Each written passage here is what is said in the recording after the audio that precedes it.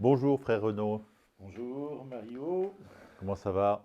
mais avec le beau soleil des Pyrénées qui nous amène voilà, de la douceur au mois de mai, on est très, très heureux de vous accueillir à nouveau pour une petite séquence Voilà, d'information, de partage nous aussi on est sur très l'actualité. contents après une petite rupture. Et, mais bon, les visites n'ont pas arrêté. Oui, Et je présume que là maintenant le monastère a une expansion de plus en plus sereine et importante, mais oui, avec notamment l'arrivée de deux nouveaux frères. voilà, maintenant nous sommes six Voilà. frères à Sarance, donc ça fait une belle communauté maintenant pour voilà, déployer un peu la mission. Et en nombre de paroisses à peu près, Alors, en paroisse canonique, ça en fait deux seulement, une dans la vallée d'Aspe, une dans la vallée de Barétous. Mais ça fait une vingtaine de clochers, de villages, un petit peu répartis sur ces deux vallées. d'accord. Donc vous êtes la personne qui a la parabole tournée vers l'extérieur.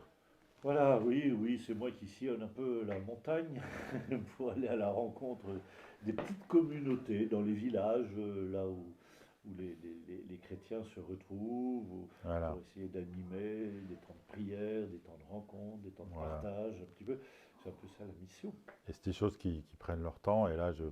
je présume que c'est de plus en plus développé, reçu, Bon, voilà, parce que c'est pas évident reçu, d'arriver dans une zone. oui, dans un secteur, rejoindre les gens là où ils sont, là, dans ce qu'ils vivent. Oui, c'est C'est un ça. peu ça, hein.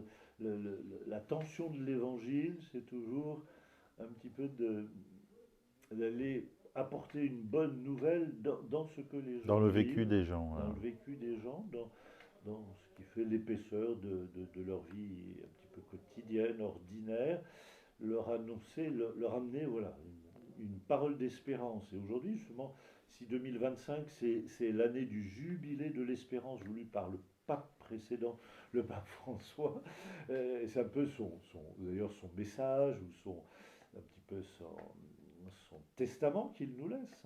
Il Hmm. faut être porteur d'espérance aujourd'hui dans notre monde où il y a tant de lieux de conflit, d'affrontement, de haine qui se déploient qu'il faut être, nous, chrétiens, porteurs d'espérance. Comment expliquer cette difficulté, ce combat qui est à tous les niveaux? Bah, c'est le combat du mal, hein, du mal contre le bien.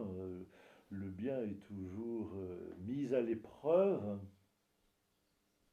par des assauts, voilà, des puissances du mal qui déploient leur force. Alors, il ne faut pas être naïf, bien sûr, et savoir contrer face à cette violence voilà, qui nous rejoint, ne pas nous laisser euh, envahir et voilà, déstabiliser par cette violence, mais la tenir à distance autant qu'on le peut, bien sûr, avec des moyens qui sont la prière, le dialogue.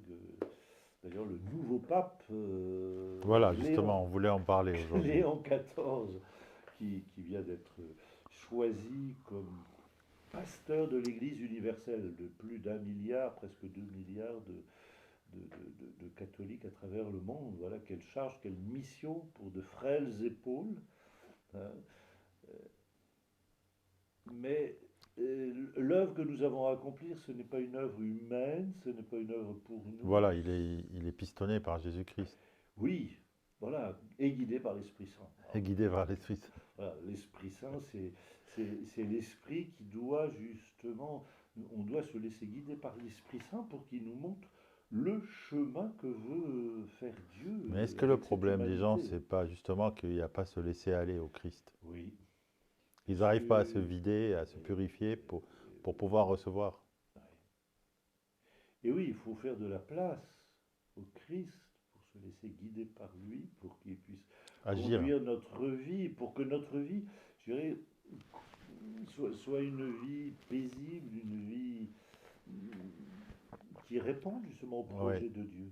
Si on ne veut mener sa vie que pour soi-même, bon, on sera toujours dans des impasses. Les gens ont tendance plus à chercher la richesse que la paix. Alors que la paix est la meilleure des Oui, richesses. alors la richesse, la puissance, Oui, voilà. Alors que la paix intérieure, c'est peut-être la plus grande des richesses. eh bien oui, oui, la richesse matérielle ou même la puissance extérieure, la reconnaissance extérieure, la soif d'imposer sa volonté sur les autres, hein. C'est ce qui mène un peu nos chefs de guerre qui Ah font oui, là, des ça me guerres. rappelle pas mal de personnages actuels. Mais La oui, soif d'imposer sa volonté sur les autres. voilà. Alors que il n'y a pas, c'est pas ma volonté, mais c'est la volonté à discerner la volonté de Dieu qui a un projet, mais c'est une volonté à discerner ensemble. Ouais. On, on ne peut pas imposer aux autres sa volonté à soi. C'est vrai que si on suit une volonté unique, a priori, pas a priori, mais saine ou sainte, on est unis forcément, puisqu'on est dans le même. Là, le problème, c'est que chacun tire dans son sens et il ne sait pas où il tire. Oui, oui, Bon, c'est pas pour rien chacun, qu'on appelle le diable le diviseur d'ailleurs. voilà, le diabolos, celui qui divise, voilà, celui qui sépare. Alors que le projet de Dieu, c'est d'unifier, et c'est un lent travail, bien sûr, qui n'est pas achevé, c'est ça l'œuvre de la création, c'est une unification des univers. Et le diviseur, ben, il vient mettre la zizanie, bien sûr, la zizanie dans ce projet. Alors, faut pas être, voilà, faut pas se laisser détourner par le projet d'harmonie, d'unification, et de chercher ensemble le chemin. Et la prière est une véritable arme dans ce combat, parce que les gens aussi ne pratiquent pas trop la Ah prière. oui, mais oui, mais oui. La prière, ce n'est pas simplement crier au secours auprès de Dieu quand la catastrophe arrive, mais c'est de se laisser inspirer constamment, justement, se reliant à Dieu constamment pour être sur un chemin de vérité, un chemin de paix, le chemin du Seigneur. Souvent, nos Ouais, contemporains prient lorsque la catastrophe arrive. ouais. C'est un petit peu le cri ultime parce qu'on a tout essayé, on a voulu se débrouiller tout seul, et puis tout d'un coup, on s'aperçoit que ça ne marche pas. Et peut-être que justement, il faudrait anticiper et être plus dans, dans, dans cette relation qui nous unit à Dieu Voilà. constamment. Justement, la prière, c'est ce qui nous plonge en Dieu constamment. Parce que les gens sont beaucoup dans la sophistication, donc ce qui crée d'ailleurs chez certains des complexes ou des maladies mentales ou autres, alors qu'en fait il suffit de se laisser aller Et oui, à, à la volonté de Dieu. de la découvrir petit à petit, d'accomplir, hein. Que ta volonté soit faite sur la terre comme au ciel. La volonté de Dieu, alors que souvent nous mettons notre propre volonté d'abord. Ouais, c'est difficile, hein, mais Et c'est pourtant c'est la bonne voie. ouais. Voilà, Bon, alors après cette parenthèse notre très nouveau pape, naturelle, parlons justement, du pape un peu. alors avec joie, c'est un pape augustinien, donc qui va lui faire référence plus à Saint Augustin, tandis que François, lui, c'était le pape qui faisait plutôt référence à Saint Ignace de Loyola, il était jésuite, donc c'était un peu l'art du discernement, justement discerner pour conduire sa vie. Discerner, ça veut dire ben, voilà, se laisser inspirer par le Seigneur. Là, Léon XIV, le nouveau pape, euh, étant augustinien, ça sera un petit peu une autre finalité. Aime et fais ce que tu veux, c'est une des maximes de Saint Augustin. Aime et fais ce que tu veux. C'est le primat de la charité. D'ailleurs, Saint Augustin, bien représenté dans l'église de Sarance ici, hein, il y a une grande statue de Saint Augustin. Oui, Il est représenté avec le cœur de la main, hein, le cœur enflammé. Un cœur, c'est le symbole de la charité, de l'amour. moi j'aime beaucoup une phrase de lui, il dit il faut haïr le péché, mais aimer justement Le le péché. pécheur. Oui, bien sûr, voilà. Oui. Aimer. Tenir le Et, mal à distance et avoir de la compassion pour celui voilà, qui souffre, qui porte le mal en lui et l'aider autant que possible à ce qu'il s'en libère. Hein. Le pécheur, c'est c'est tout à fait la miséricorde divine. Dieu aime les pécheurs, Ça tombe pas le bien péché. alors, il tombe bien Léon là. Oui, parce que c'est c'est un homme d'ailleurs, un pasteur qui a été beaucoup en mission, au Pérou entre autres. Il était évêque au Pérou, il était missionnaire au Pérou, il connaît bien le Pérou, il a même été un petit peu envoyé au Pérou par le pape François pour essayer de refaire de la cohésion à l'intérieur même du pays qui était confronté quand même à une église qui parfois était trop traditionnelle, mais pas trop suffisamment ancrée avec le peuple pour aider le peuple à avancer. Oui, lui il s'est mis à niveau, enfin il s'est mélangé, il s'est... Oui, oui, il a été très attentif aux populations, à ce que vivaient les populations. C'est un homme d'écoute, un homme qui saura vraiment se faire écoutant. Je crois que la manière dont il est un petit peu décrit aujourd'hui, c'est une de ses qualités, c'est l'écoute profonde pour aider l'autre à trouver un chemin pour avancer, quoi. Chacun a besoin d'être écouté pour pouvoir trouver son propre chemin, qui soit un chemin de paix, un chemin avec le Seigneur. Mais il faut être écouté pour pouvoir entendre une parole pour qui nous invite à avancer. Ça sera, je crois, son, son grand motif. Il a choisi un nom, alors bien sûr, qui fait référence à Léon XIII, hein, le pape de Rerum Novarum, qui était le pape des encycliques sociales au début du XXe siècle, à la fin du XIXe, début du XXe. Voilà, la question d'une église plus à l'écoute euh, des gens dans des situations sociales souvent précaires et fragiles, pour mieux leur apporter le message de l'évangile. Hmm. Mais c'est toujours Pour le donner but. le traitement, il ne suffit pas de faire le diagnostic, Oui, voilà, tout à il faut fait. traiter. Un bon médecin Parce que, écoute le patient profondément avant de dire, ben voilà, quel est le remède à apporter au mal que vous me décrivez. Hein. d'accord.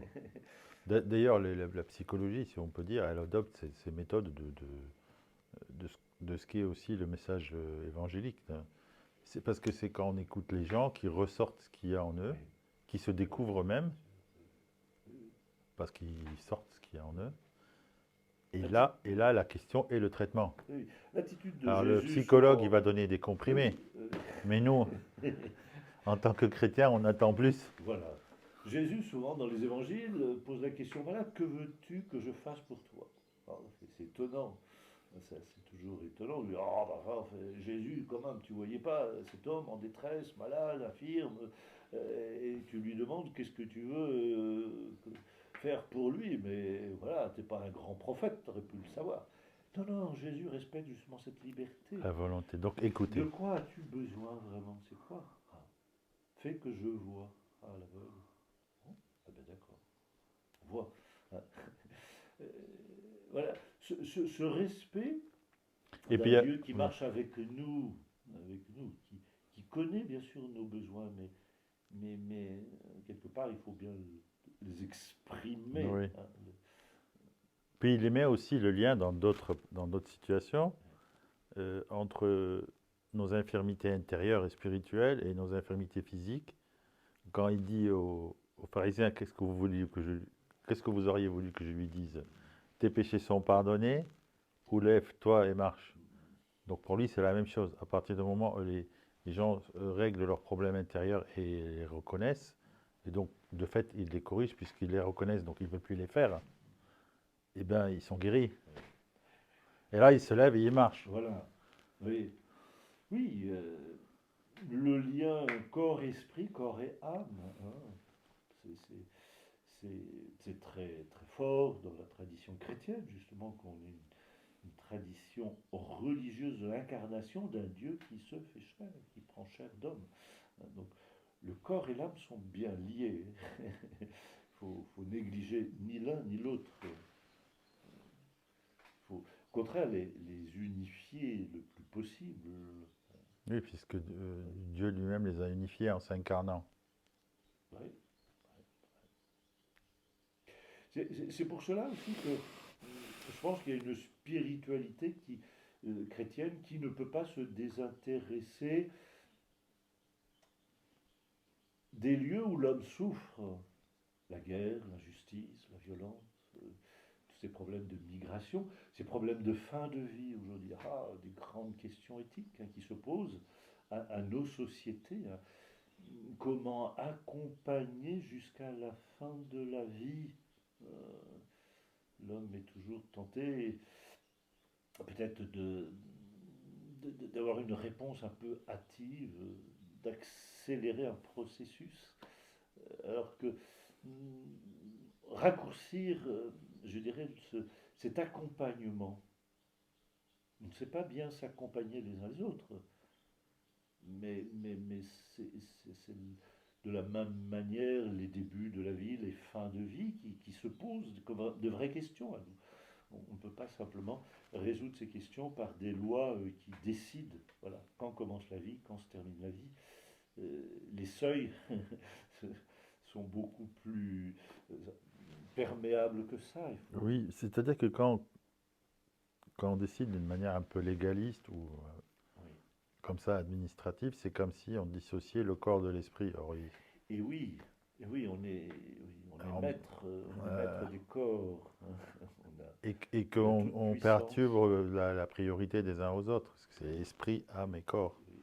C'est pas le corps, âme et esprit. C'est- Oui, ce sont des questions qui se posent à nous et qui se poseront encore. Et on a justement à donner une réponse. Euh, Même si, voilà, comment accompagner jusqu'au bout, jusqu'au dernier souffle. Ça nous engage, ça nous remue aussi parce que ça nous pose question. C'est vrai que c'est question devant la souffrance, devant la fin de vie, devant ces moments de passage, de rester ouvert au mystère d'un Dieu qui nous promet la vie. Et ça me rappelle une autre phrase sur la souffrance, mais je ne sais pas qui c'est qui l'a dit. Peut-être que tu me le diras. Et si vous cherchez le Christ sans la croix, vous aurez la croix sans le Christ. Oui. Oh oui, ça c'est du bon discernement. C'est mystique. Oui, ces grands mystiques qui ont fait des traversées souvent par de grandes épreuves, de grandes difficultés, mais Et qui les qui ont ont, après oui, ressuscités. C'est le cas de le dire. oui, qui les ont un peu transcendés, dépassés. Ouais. Il n'y a pas de combat pour la vie sans une certaine souffrance. Naître à la vie, grandir dans la vie demande des stades de croissance. Pourtant, nous vivons des stades de croissance personnelle. L'humanité aussi vit des stades de croissance, voilà, de crise aussi qui nous font advenir à des temps nouveaux. Des fois, on décrit notre temps, notre monde comme un monde en crise, bien sûr, mais au sens positif, c'est-à-dire que le mot crise annonce quelque chose d'autre qui est en train d'advenir, qu'on ne voit pas encore au bien, d'un passage. C'est une visée tout à fait pleine d'espérance, voilà, pour qui met sa confiance dans le Seigneur, bien sûr. C'est lui qui nous aide à devenir à un projet, à son projet. Eh Voilà, ben, merci. super. Eh bien, Merci. ben voilà, le jubilé, c'est aussi l'occasion de se remettre en route avec confiance, joyeusement, pour suivre le Christ. Amen. Amen. Amen. Merci. À bientôt. Bonne journée.